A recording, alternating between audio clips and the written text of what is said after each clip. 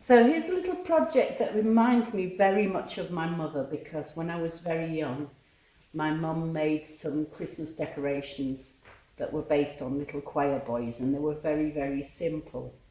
And the originals had little ping pong balls for their heads and doilies for their cassocks.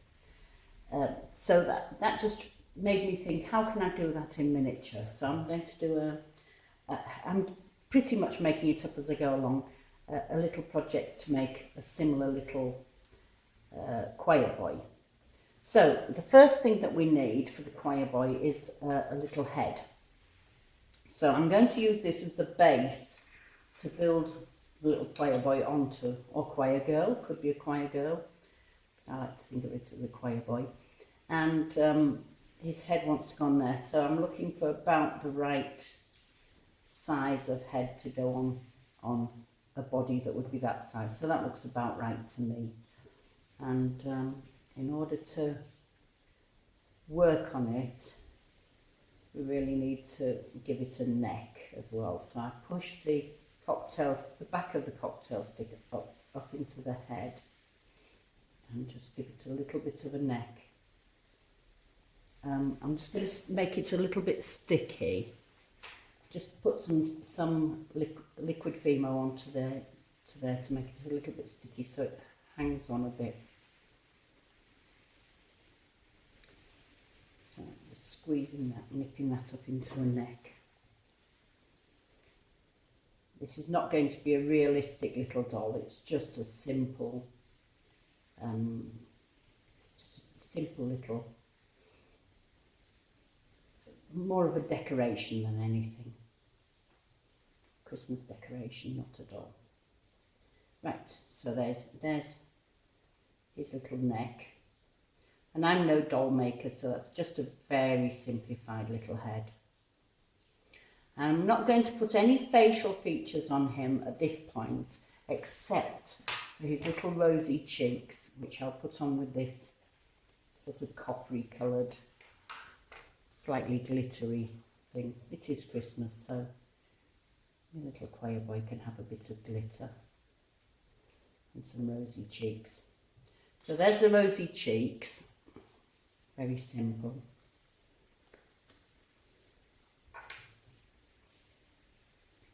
Oops, got some extra on his neck. Let's hope that hides away, otherwise he's going to have a very pink neck as well. Right, so it looks a bit strange because it looks as if I've just drawn him some bright pink eyes, but they aren't eyes. So that's the little choir boy's head. Now he wants a pair of little hands. So I'm just making a short sausage shape and pressing it down onto my board. I want a little pair of hands, so I need a thumb and another thumb, because this is two hands in one.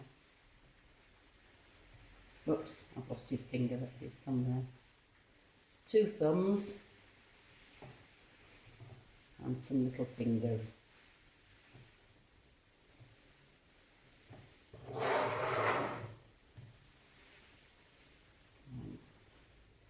2, 3. They don't have to be perfect. As I say, it's not a realistic little person, it's just a decoration. Whoops. Separating the two hands and just giving them a little bit of a wrist.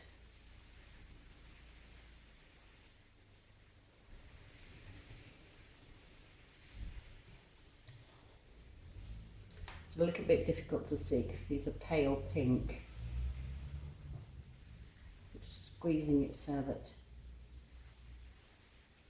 we've got a little bit of the hand sticking out to stick it into his sleeve, because he's going to have a sleeve that the little hands are coming out of shortly. So this should be simple enough for everybody. All you need is some red polymer clay and one of these icing nozzles with a medium-sized hole in the middle. And first of all, I think this is about a 2-inch cutter, but it doesn't really matter because you can make any size you like of this. If you make it longer, it just goes further up the body. Right. And then cut a little hole in the middle, as near to the centre as you can. It's difficult for me to see from here the angle that it's at, but take that middle bit out. And then this is a slightly glittery red I've got here. I think I want to take a little bit of the frill out of this, because otherwise it's a bit too frilly. I'm going to take about 1/6 of it out. It gets very frilly indeed.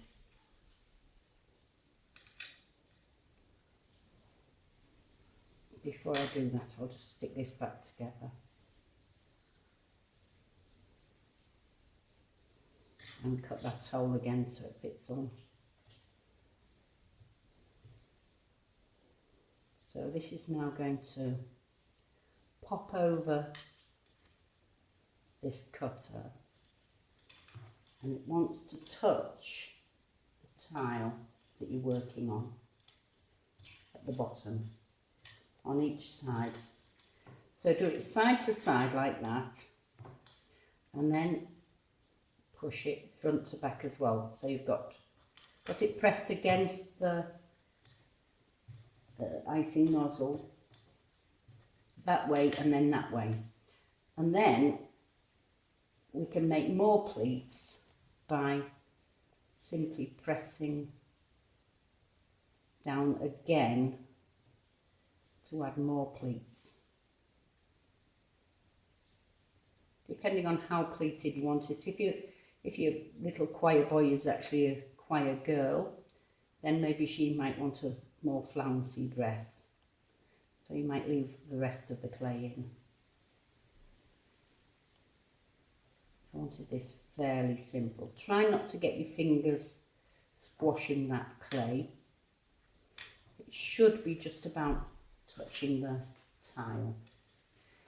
And then I've cut another piece that's white. If you want to decorate this, I haven't time in this video, but you can just cut little holes out with another piping nozzle with a tiny hole, and it'll just give you a lacy effect on right round the edge of that. But I'll do this very quickly so that it's easy and it's shorter on the video. So I want to know where the middle is, but I don't really want to cut through it as such at the moment. So we've got that over the middle, and I want to find these edges because I need to put the little hands into these edges and knit them up slightly.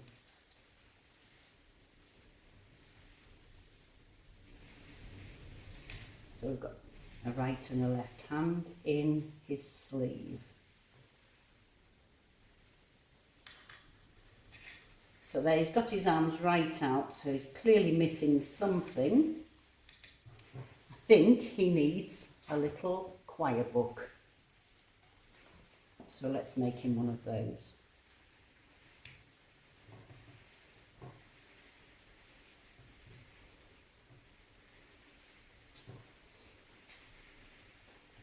He's probably singing lovely Christmas carols. So we have that. We've got some of this red left over, so I'm just going to twizzle this red to make some cord for the book.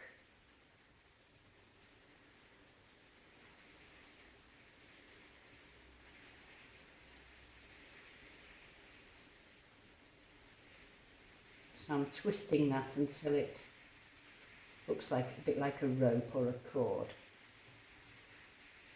And I'll just press the bottom bit of that, put it off, and then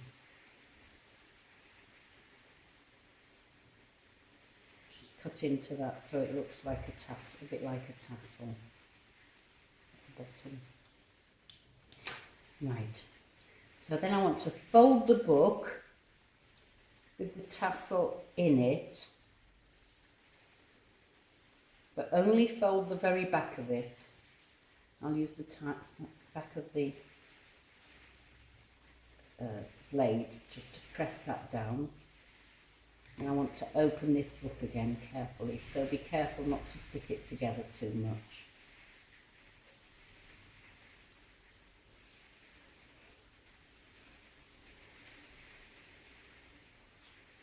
So now the tassel can hang down the back. And now it's time to bring his arms in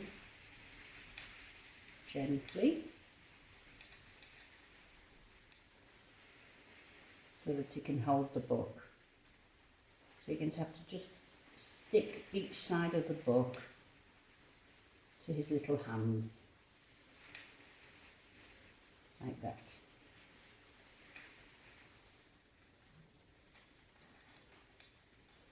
I think you might want to bend those arms so he can read that book a bit better.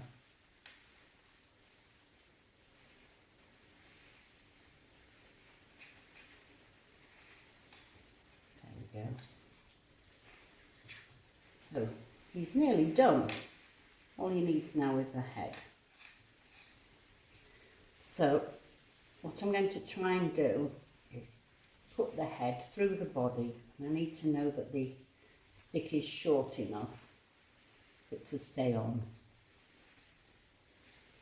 This head might come off in the baking, and I'm not worried about that at all because it can just be popped back on again later. You need to bring that neck down so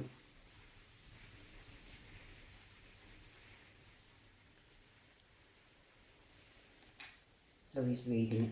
Now you might want to give him a little ruffle. I'm not sure how successful I'm going to be with this. Let's try using this.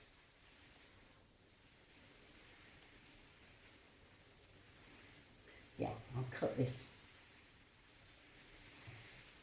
If his neck's showing up too much, it might look nice if he has a little Choirboy's ruffle around his neck. Oops. So I'm just cutting a strip of this. I won't take too much because it will make too big a ruffle. In fact, I might just put it on just like that, rather than trying to fold it. But you could have a go at folding it. Be even better if the material was a little bit thinner than this.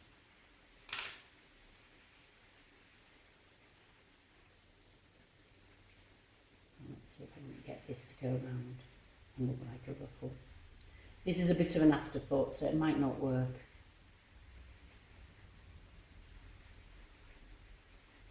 It's not great, but I wanted to cover his neck.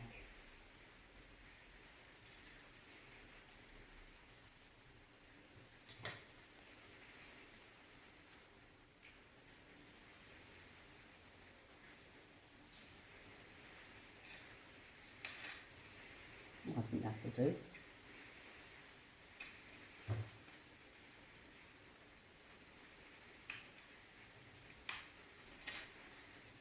There we go.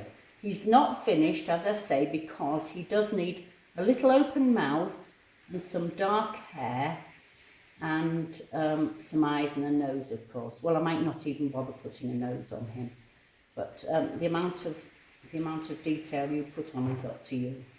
But there he goes. There he is. And you can, if you want, make him into a tree hanging just by putting a little screw in the top, which I might do with some of them.